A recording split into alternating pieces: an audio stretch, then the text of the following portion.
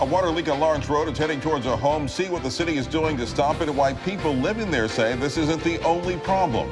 And a suspect is still recovering in the hospital after being shot several times by police.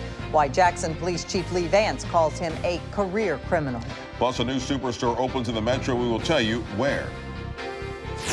And right now we are watching high and mid-level clouds overspread the state of Mississippi. These are not rain-producing clouds, and in fact, after midnight, we're expecting a lot of these clouds to break up and dissipate. That will allow our temperatures to drop overnight. By tomorrow morning, most places are below freezing in the upper 20s to low 30s. But starting tomorrow afternoon, we're going to see a warming trend right through the weekend. You'll see that forecast in 10 minutes.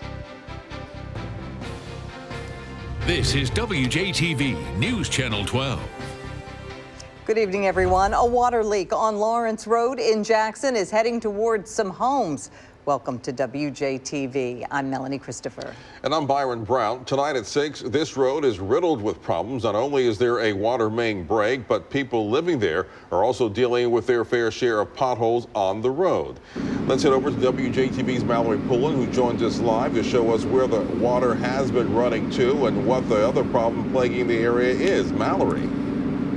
That's right, Melanie and Byron. We are here on Lawrence Road, and as you can see behind me, Jackson city workers are out here working on a break that happened. Now, take a look at this video that we shot earlier today. Lisa Ryan, who lives at the end of this, who lives at this home at the end of this driveway, is having this leak. She tells us that this leak started around 9 o'clock last night.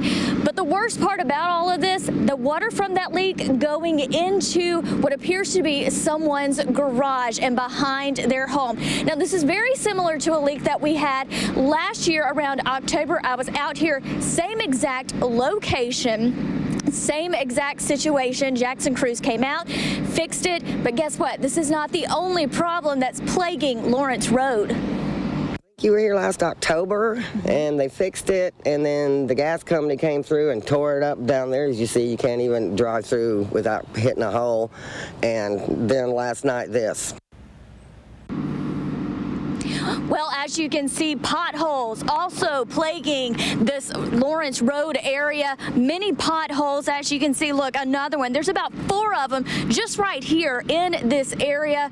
Yet again, another problem that the city of Jackson is going to have to work on. But again, as you can see, they are out here working to fix this leak. Again, it happened, we're told, around 9 o'clock last night. They came out. They've been working since about 3 o'clock today, and it doesn't look that they're slowing down anytime soon. In Jackson, Mallory Pullen, WJTV 12. Thank you, Mallory. The boil water alert for Johnson Elementary has been lifted. The school on Oak Park Drive was cleared earlier today. The city suggests several steps to follow once a boil water advisory is lifted. The full list can be found on our website, WJTV.com. And remember, you can stay connected with us by downloading our free news and weather apps. You can also connect with WJTV on Facebook and on Twitter. Jackson police say that they have taken a career criminal off the streets, but he's not behind bars just yet. No, he isn't. We're told that he's still in the hospital after police shot him several times last night. Terrence Friday has reaction from the chief of police. Terrence? And Melanie, Byron, Chief Vance says he fully supports his officers' decisions to draw their weapons last night. Justin Wilson is being charged with aggravated assault on a police officer.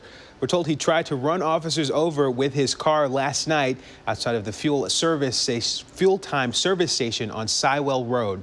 Police Chief Lee Vance says that officers fired several shots into his vehicle, hitting him at least 3 times. Vance says that Wilson's record of arrests goes across the country and is about 10 pages long. He was also wearing an ankle bracelet. We're not exactly sure what the origin of that is, which agency actually has him with that on. And we've identified him as an individual who has been arrested probably more times than we can actually name. When asked what else Wilson has done, Chief Vance says, quote, "You name it and he's been arrested for it." Just a few of his charges include auto burglary, embezzlement, and being a convicted felon in possession of a firearm. Chief Vance says he doesn't have an answer as to why someone like this isn't behind bars for good, but it's something that's troubling to him as well, Melanie. Thank you very much, Terrence. A Madison County man gets a stiff sentence for violating social law. WJTV's Beth Alexander is live from Cliff Torrance's home in Brandon to explain. Beth. Yes, that's right. Cliff Torrance pleaded guilty to 8 counts of violating the social host law.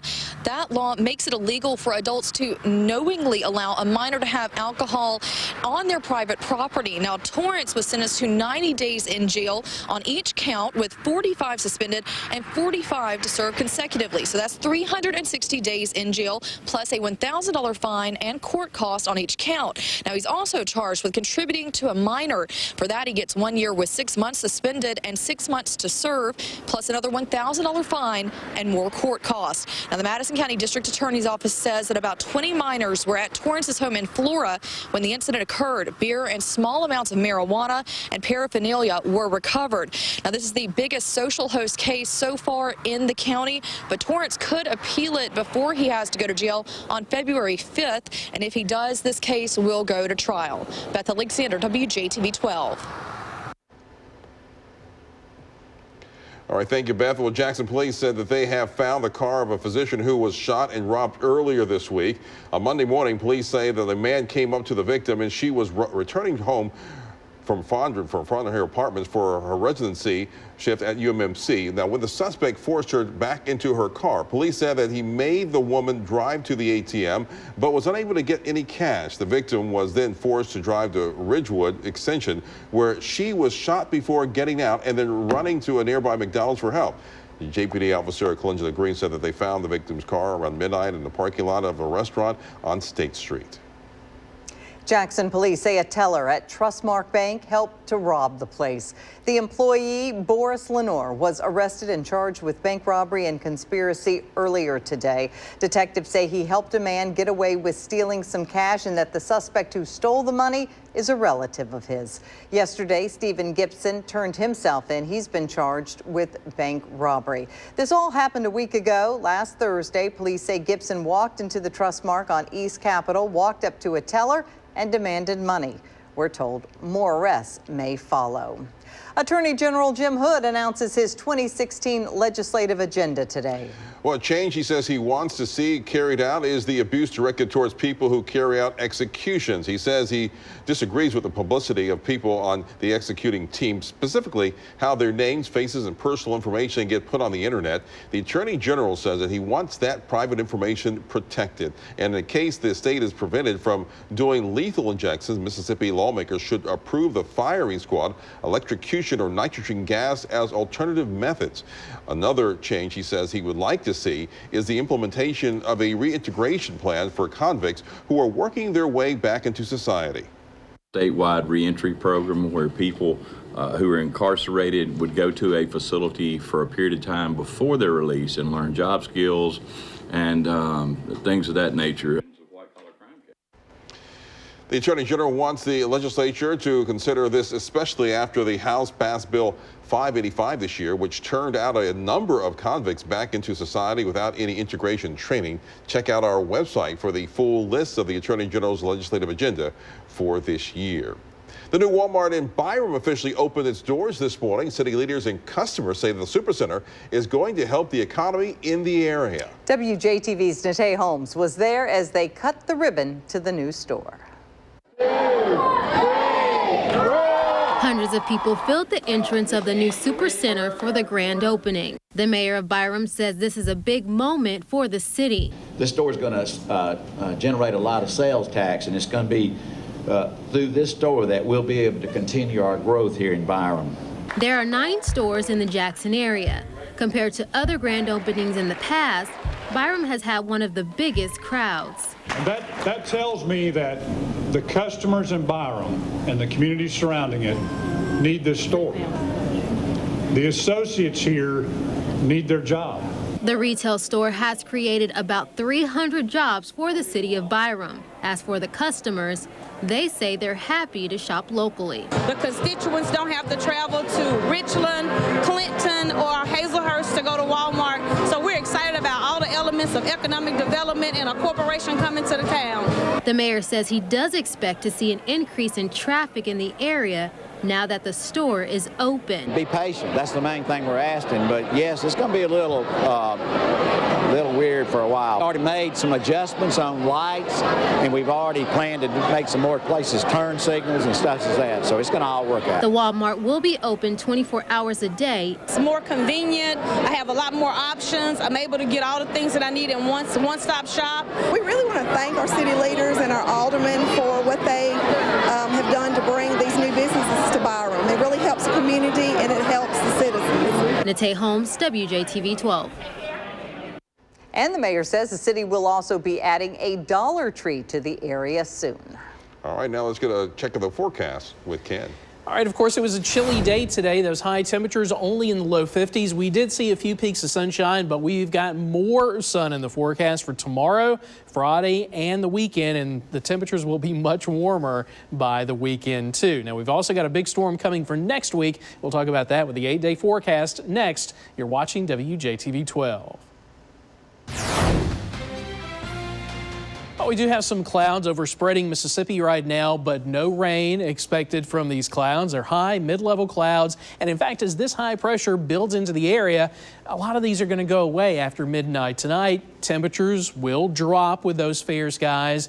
And we're also going to see a north wind overnight that's going to push our temperatures down. Right now, we're already down to 45 degrees. Winds coming in from the north at about 8 miles per hour. So tomorrow morning, we're looking at temperatures dropping through the 40s and back down to near the freezing mark. Some places will be just below freezing to start the day Thursday. In fact, upper 20s from Canton over to Kosciuszko into the Delta. We're going to be just below freezing all the way down to Brookhaven. A couple of areas down to our south may stay just above that freezing mark for tomorrow morning. So yeah, a cold start tomorrow, but we're expecting a day filled with sunshine and a nice turnaround in our temperatures. Everybody well into the 50s for highs. We may even touch 60 degrees down to our south. That will start a warming trend, which we think will last for several days right through the weekend. And it's because of this weather maker, this high pressure. It's going to give us good weather tomorrow, but then this moves right across the Gulf of Mexico as we go through the day Friday. As the center of the high pressure shifts east of us,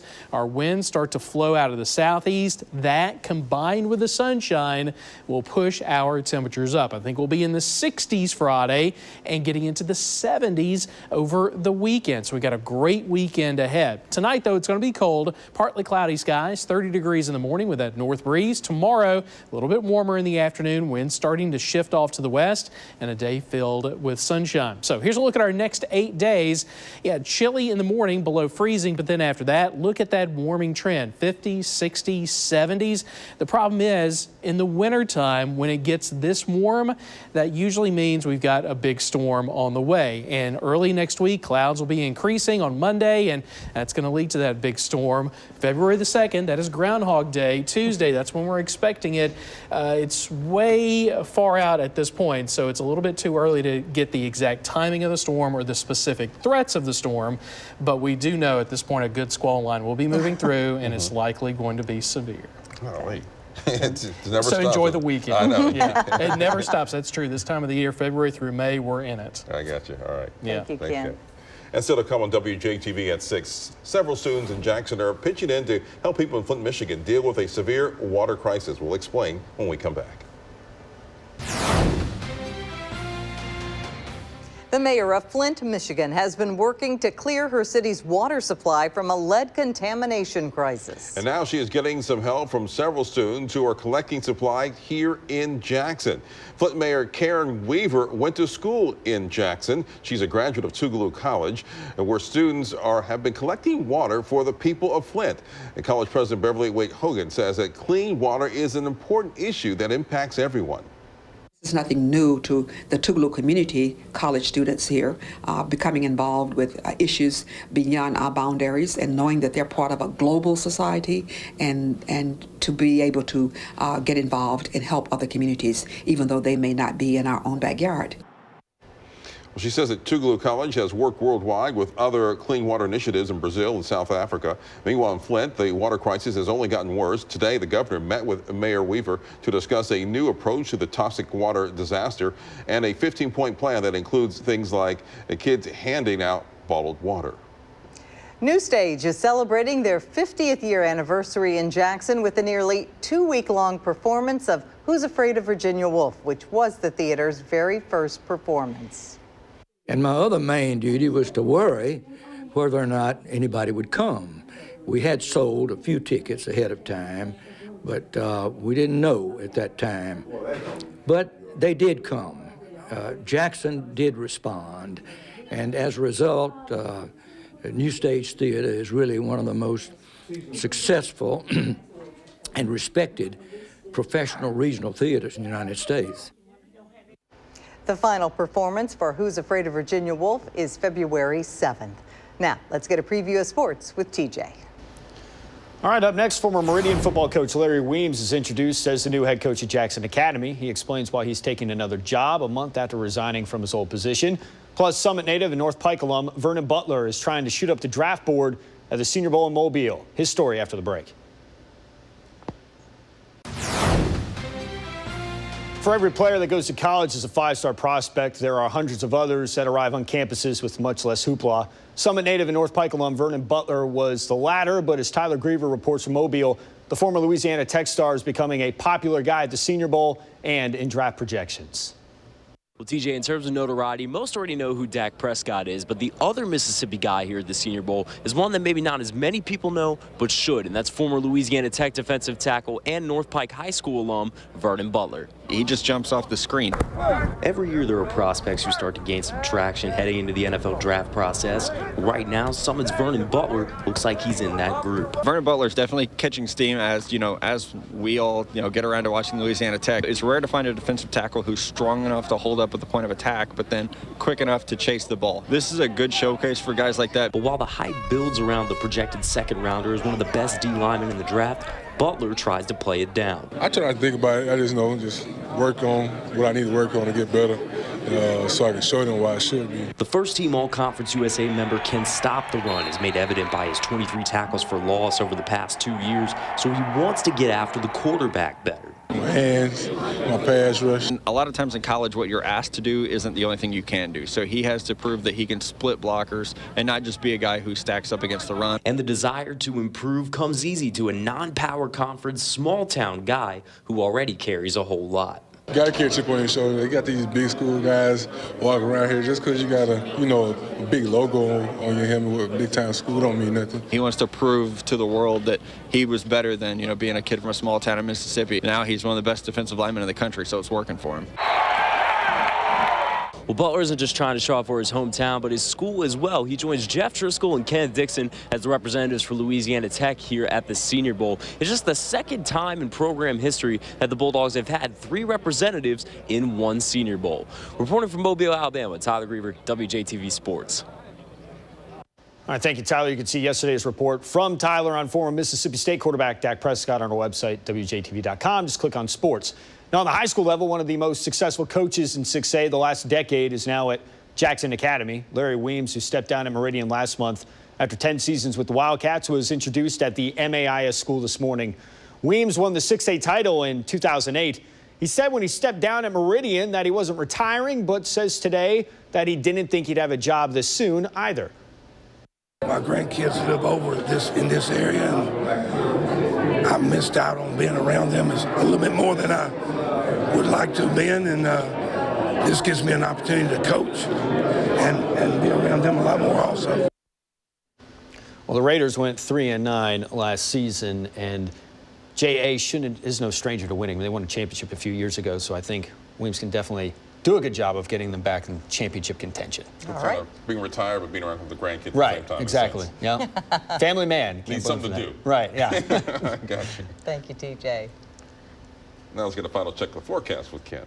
All right, here's a preview of the weekend ahead. We are expecting a lot of sunshine Friday, Saturday, and Sunday. A few clouds increasing by Sunday, but look at those temperatures all the way up to 70 degrees by the end of the weekend. Your 8-day forecast is coming up next. All right, here's another look at the 8-day forecast. Freezing in the morning, but then after that, we're going to see a lot of sunshine and nice warming trend for several days. That will put highs in the 70s by the end of the weekend and early next week. Problem is next week we're going to bring in a pretty big storm. Right now we're expecting a squall on a severe weather by next Tuesday. All right.